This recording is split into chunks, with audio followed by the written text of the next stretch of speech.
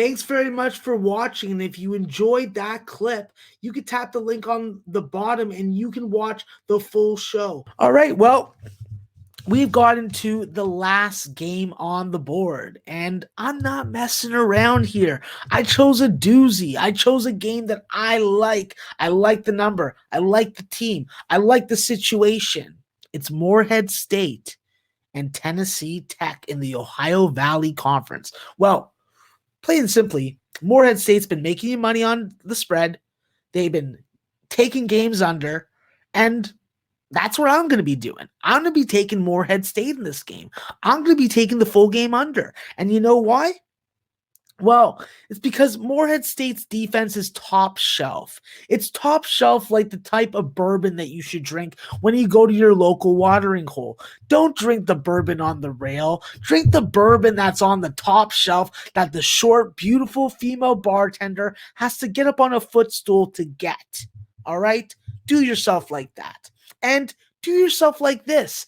Take Morehead State and take the under in this game.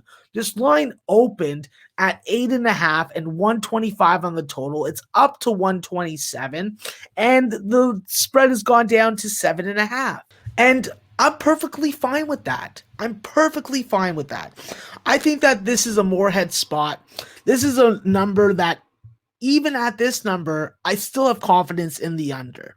I think that Morehead State's going to do a couple things. They're going to limit Tennessee Tech's good shot attempts. They're going to make them take more difficult shots, and they're going to keep them under 30 in the first half. I would not be surprised to see Morehead get to the rim frequently and often.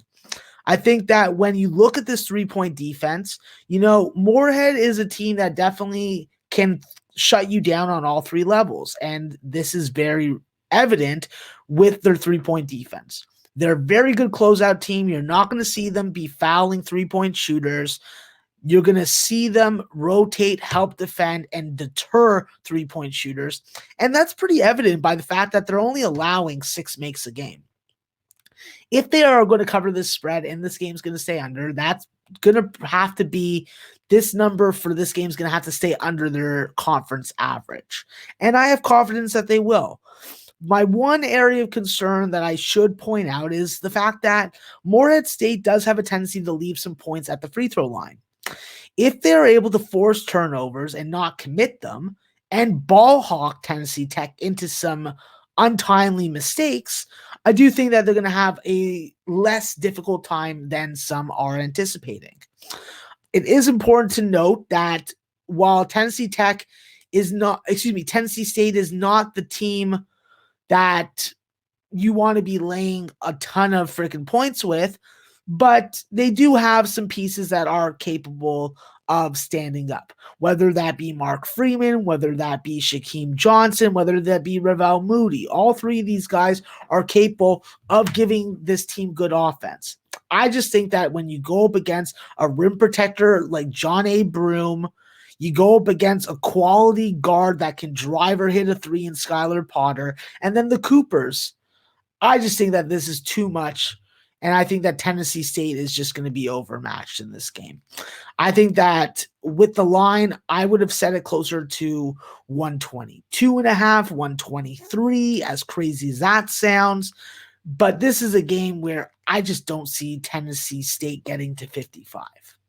So I think that when you look at it at the end of the day, Morehead State can score at all three levels. You're not going to be able to limit them to one area of attempting to gain offense from.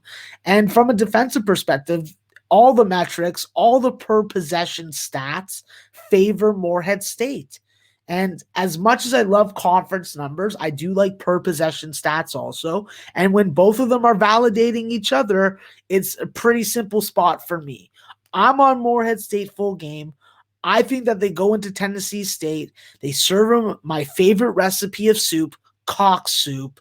And Tennessee State doesn't get to enjoy fancy, tasty, soft, and delicious apple danishes like this. They're reserved for Morehead State. And when they cash for us, I'll send them a beautiful box of apple danishes. So that's my last pick out of my 8 games.